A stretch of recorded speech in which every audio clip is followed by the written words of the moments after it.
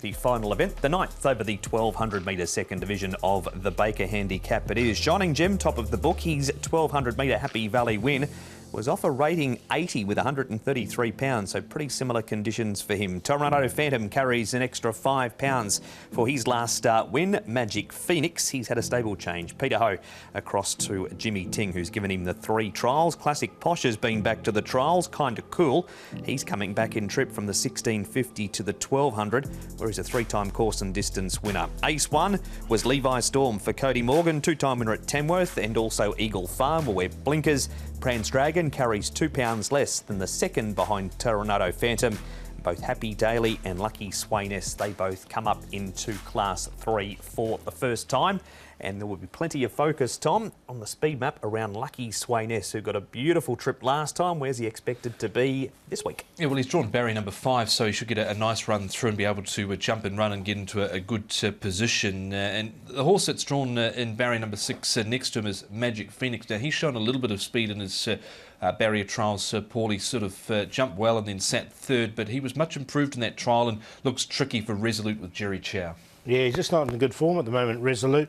Ace 1 is the newcomer. He's had 2 trials to get him ready. He did, when he won his race at Eagle Farm, he slightly missed the start, but then he looped the field and got into a really good position. So he's got a bit of speed. Classic Posh can sit a bit handy. And I thought Brilliant Pioneer, he led in his races in New Zealand before he got here and has trialled well at Happy Valley. So he's one that could be a little bit closer than he was on debut. And that horse right there that will get galloping, Tornado Phantom, is where we are going to start. Firstly, Zach Purton rides for John Size. The grey's been in good form, and this is what Zach told Nick via Zoom early this morning. Zach, Tornado Phantom looks a choice ride for you in the last race on Wednesday night. You won on him last time, and he seemed to do it quite nicely. Yeah, he did. He wasn't entirely suited by the slow speed in the race, which is why I took off early. But he was strong to the line and still able to win. It was a good result from what was an awkward gate. He's drawn a bit better this time, so hopefully he can repeat that performance. The handicapper certainly thought it was a good one. He's pushed him up 8 points, extra £5 to carry, but you've got a good barrier once again, though. Yeah, the barrier certainly helps. He's a lightly framed horse, so the weight might slow him down a little bit. But, you know, if there's a little bit more pressure in the race and he doesn't have to go as far back, then maybe you can offset that. I know you didn't ride him in his recent trial. Wagner Borges did. I imagine you would have gone back and had a look at that. That was just a case of going through the motions, typically of John's style of training, really, wasn't it? Yeah, exactly. Just what you said. It's typical of what he does with his horses, and the track that morning looked pretty ordinary as well. So I'm glad Wagner was on him and not me. It'd be indeed. It'd be nice to carry on the good form for you around Happy Valley. Things have been going great. I think the majority of your winners this season have come around the Valley. Yeah, you know, I'm not sure what the stats are. I'd have to have a look at them, but certainly in recent times, we've been going pretty well around there. I've sort of struggled to get stronger books of rides at Sha Tin, so hopefully things start to balance themselves out. But Happy Valley's always been a happy hunting ground for me. I enjoy riding there, and long may it continue. Been a strange campaign, Paul, with Tornado Phantom, because he was kicked off over the 1650 by John Size and brought back in distance, and it's brought him right on. Yeah, like when he did win his Griffin races was over the shorter trips, wasn't it? So obviously they stretched him out to 1650, back to 1200 metres, and I see Wagner stayed wide there. He didn't want to get those silks dirty, did he? No, it was a pretty ordinary morning. We'll get into the replay, Tom. We'll come to you and we'll see it again. Here he is, Tornado Phantom. He's the grey on the outside. In this race also, we've got Prance Dragon. They clash again. Prance Dragon does get a bit of weight relief over Tornado Phantom. Can you see him turning the tables on him?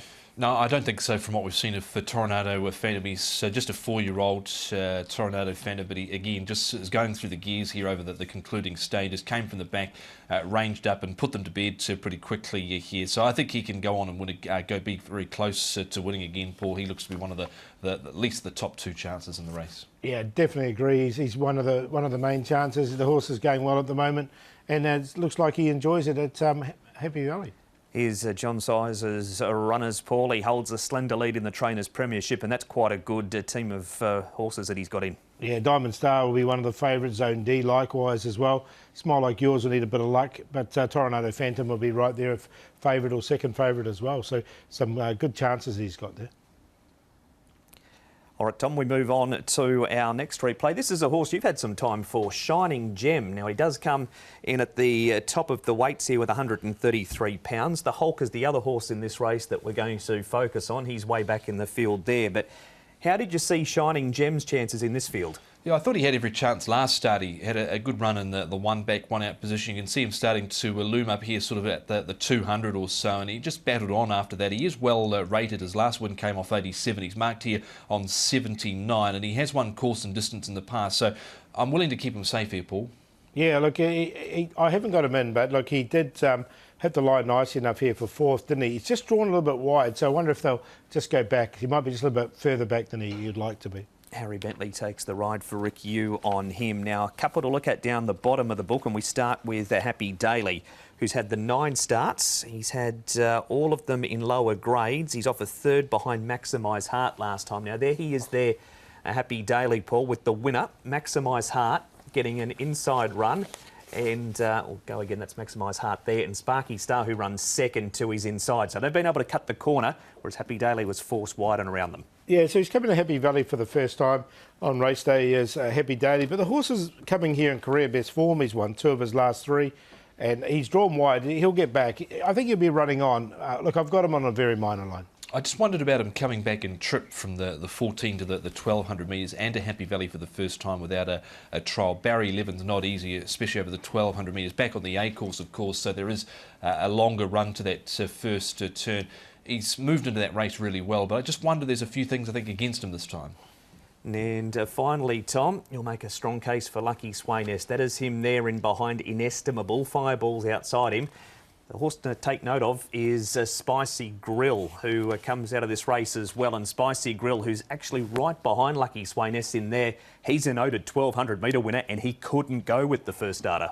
No, look, he had a really good run in the trail with this horse, Lucky Swayness, and I think he's going to be up somewhere near the pace this time round. But look, I don't think the run in the trail flattered him at all, because once he hit the gap at about the 200 metres, he exploded away from them and was very easy at the line. Paul, 115 pounds on his back makes him very dangerous. It was a strong debut. Yeah, really good debut. He's up in grade and second up, I suppose. They're the little queries, but look, he had the perfect run and he made use of it. But he, as you say, he did win with a bit of class. Can he do it again, Paul? I've got him in there for second. I think. Look, he's going to run well. There's no question. But I've got one a real roughie here. He's the outside of the field. He had some good form in New Zealand, Brilliant Pioneer, and he's trialled well here at Happy Valley. So at the price, I want to take a chance with him. Lucky Swayness, Tornado Phantom, the obvious ones. Happy Daily for fourth. 10, 12, 2 and 11. I think Lucky Swayness with the light weight on his back can win again. Joe Moreira rides ahead of Tornado Phantom, Shining Gem. And I think there's been some improvement from Magic Phoenix now in the Jimmy Ting stable. So 12, 2, 1 and 4.